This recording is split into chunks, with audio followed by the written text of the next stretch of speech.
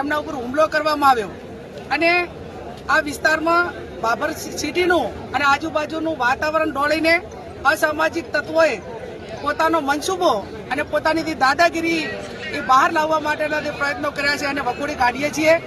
અમારી પોલીસ પાસે એક જ માગણી છે, સમગ્ર ઠાકોર સમાજના યુવાનો ધારાસભ્યશ્રી છે, અમે બધા આગેવાનો છીએ। અમારી પોલીસ પાસે 2-3 બાબતની આ બાબરના શહેરની સુરક્ષા માટેની માગણી છે। માગણીમાં મુદ્દા નંબર 1 કે આ અસામાજિક તત્વો એ તમામ દારૂનો ધંધો કરે, જુગારનો ધંધો કરે, ગાડીઓના હપ્તા ઉઘરાવવાનો ધંધો કરે, વેપારીઓ પાસે ખંડણી ઉઘરાવવાનું કામ કરે। અનેક પુરાવો છતાં પોલીસ એમની સામે કાર્યવાહી કરતી નથી ને એટલા માટે કરીને એ પૈસામાં ચકચૂર બનીને જ્યારે એમનાથી પૈસા ઘટે ને સુવિધાઓ પૂરી ના થાય ત્યારે આ પ્રકારની બદલીઓ કરવાના પ્રયત્નો કરે છે। એટલે આને ડાબે નંબર 2 ગ્રામ્ય વિસ્તારમાં ભણવા આવતી દીકરીઓ 1% પણ સુરક્ષિત નથી। 2 નંબરના બાઇકો લઈને સતત યુવાનો અસામાજિક તત્વો એમની સામે રેકિંગ કરીને ખરાબ ધંધા કરવા માટેના પ્રયત્નો કરતા હોય છે।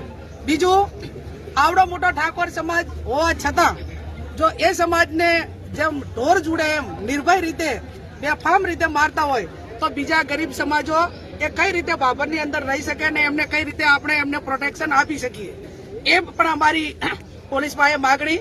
બીજું કે આ ઘટના બની એ ટાઈમે બાબર ટાઉનની પોલીસ અહીંયા હાજર હશે, એને પોઈન્ટ આપેલો છે, તો પોલીસે પોતાની જે જવાબદારી છે એ શા માટે કાર્યવાહી ન કરી? જ્યારે એ લોકો મારીને નાહી ગયા અને એમ્બ્યુલન્સ આવી ત્યાં સુધી પોલીસનું કોઈ કાર્યવાહી નજરની સામે નથી આવી। બીજું, બજારની અંદર હોન્ડાથી લીધેલા બાઇકો હોય, બીજું અન્ય ઉઘરાણી હોય તો જે તે એજન્સીઓને કરવાની હોય, પોલીસને કરવાની હોય, એના બદલે અસામાજિક તત્વો એ આ વારંવાર હોન્ડાવાળાના બાઇકવાળા પાસે હપ્તાને ઉઘરાણી કરાવતા હોય છે અને એના હિસાબે અવારનવાર આ બબાલો થતી હોય છે।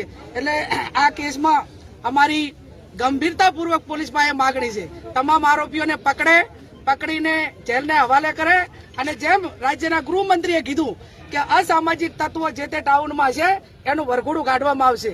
તો આ તમામ આરોપીઓને પકડીને શ્યામ હોટલે જ્યાં ઘટના બની ત્યાંથી કરીને પોલીસ સ્ટેશન સુધી એનું વરઘોડું કાઢવામાં આવે અને એમના સામે કડકમાં કડક કાર્યવાહી કરીને એની સાથે સંકળાયેલા જે વોટ્સએપ ગ્રુપો છે એ વોટ્સએપ ગ્રુપો મારફત વારંવાર મેસેજ કરીને ટોળા ભેગા કરીને એકયારે સામૂહિક હુમલા કરે છે।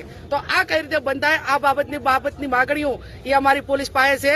અત્યારે અમે બધા જ બજારમાં મૌન રીતે ચાલીશું, બજારના વેપારીઓને વિનંતી કરશું કે બજાર બંધ રાખીને અમને સમર્થન આપે અને કાયદો અને વ્યવસ્થા જળવાઈ રહે એ રીતે શાંતિ